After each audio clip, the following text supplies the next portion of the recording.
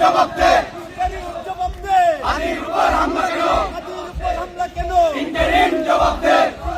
জবাব দে হাদির উপর হামলা কেন হাদির উপর হামলা কেন ইন্টারিম জবাব দে জবাব দে হাদির উপর হামলা কেন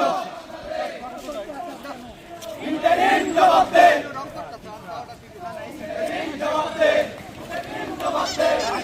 জবাব দে হাদির উপর হামলা কেন হাদির উপর হামলা কেন ইন্টারিম জবাব দে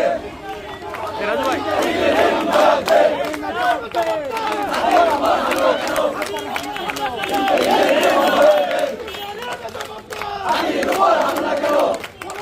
হামলা কেন ইন্টারিম জবাব দে বানচালের ষড়যন্ত্র আমি না মানব না মানব না বানচালের ষড়যন্ত্র গণ অভ্যুত্থানের অগ্রভাগের সৈনিক এবং ত্রয়োদশ জাতীয় সংসদ নির্বাচনে ঢাকার ৮ আসনের সংসদ পদপ্রার্থী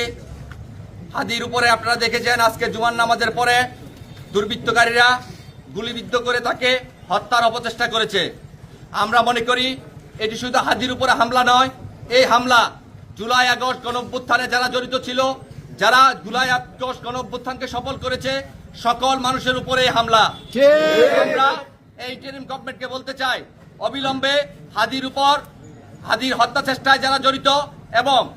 তাদেরকে দ্রুত গ্রেপ্তার করে আইনের আওতায় নিয়ে আসতে হবে এবং হাদির হত্যার চেষ্টার সাথে যারা জড়িত তাদেরকে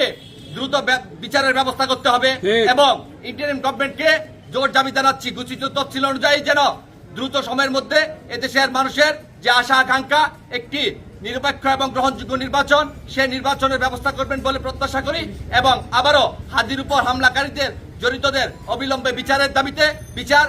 দাবি করে আজকের এই সমাবেশ